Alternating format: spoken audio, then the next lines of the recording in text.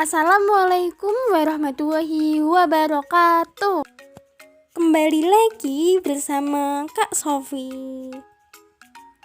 Apa kabar anak-anak? Semoga sehat selalu ya. Di sini kita akan belajar tentang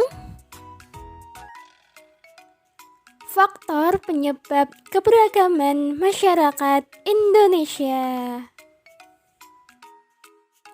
Indonesia terdapat banyak keragaman, misalnya suku bangsa, bahasa, agama, dan budaya. Banyak faktor yang menyebabkan terjadinya keragaman dalam masyarakat Indonesia. Beberapa faktor yang dimaksud adalah sebagai berikut. Indonesia adalah salah satu negara terbesar di dunia yang banyak memiliki pulau-pulau. Tapi, tahukah kamu? Di Indonesia terdapat ratusan suku bangsa. Semuanya tersebar dari Sabang sampai Merauke. Apakah kalian tahu penyebabnya? Perbedaannya yang ada di dalam masyarakat Indonesia dipengaruhi oleh beberapa faktor, antara lain sebagai berikut. Yang pertama adalah faktor letak. Coba perhatikan peta dunia dalam gambar yang kakak sajikan. Yang berwarna merah adalah Indonesia. Bisa kalian lihat, Indonesia itu terletak berada di antara benua Asia dan Australia. Selain itu, berada di antara Samudra Hindia dan Samudra Pasifik.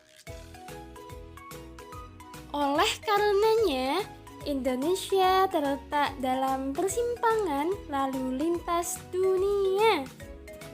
Jadi, Indonesia sangat mudah mengadakan kontak budaya dengan bangsa asing melalui jalur pelayaran, di mana banyak pedagang asing yang singgah bahkan sampai menetap di Indonesia loh teman.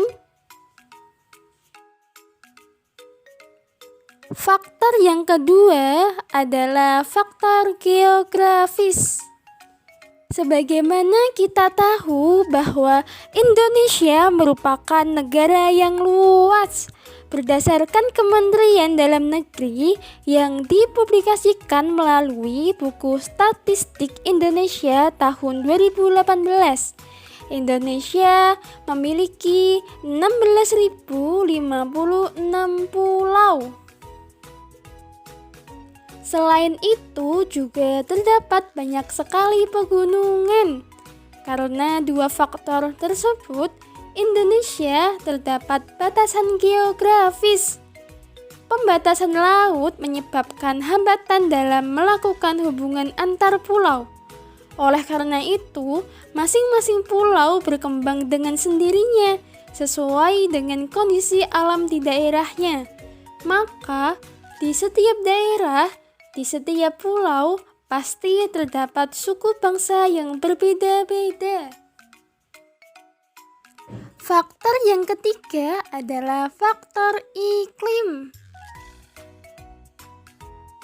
Sebagaimana kita tahu bahwa Indonesia memiliki iklim tropis. Oleh karenanya, banyak sekali orang-orang dari Eropa maupun Amerika sangat senang berkunjung ke Indonesia loh teman. Nah, daerah panas yang sinar mataharinya cukup dan curah hujannya cukup itu biasanya tanahnya subur. Oleh karena itu, daerah tersebut biasanya masyarakat bermata pencaharian sebagai petani. Kemudian, daerah yang panas namun sedikit turun hujan biasanya tanahnya tidak subur teman. Oleh karenanya masyarakat di sana itu bermata pencaharian sebagai peternak seperti di NTT dan di Sumbawa. Kemudian daerah panas namun di pinggir pantai. Biasanya masyarakat di sana bermata pencaharian sebagai nelayan.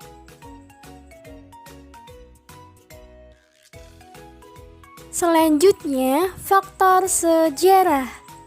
Berdasarkan sejarah nenek moyang bangsa Indonesia, berasal dari Yunan Selatan. Sekarang adalah negara Cina. Mereka melakukan kunjungan sampai ke Indonesia.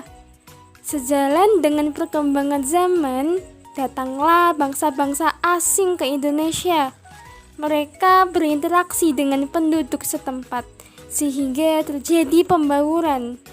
Bangsa-bangsa yang berbaur dengan penduduk asli biasanya dari India, Arab, dan juga dari Tiongkok. Itulah asal-muasal nenek moyang bangsa Indonesia. Sekian dari Kak Sofi. Kurang lebihnya mohon maaf. Wassalamualaikum warahmatullahi wabarakatuh.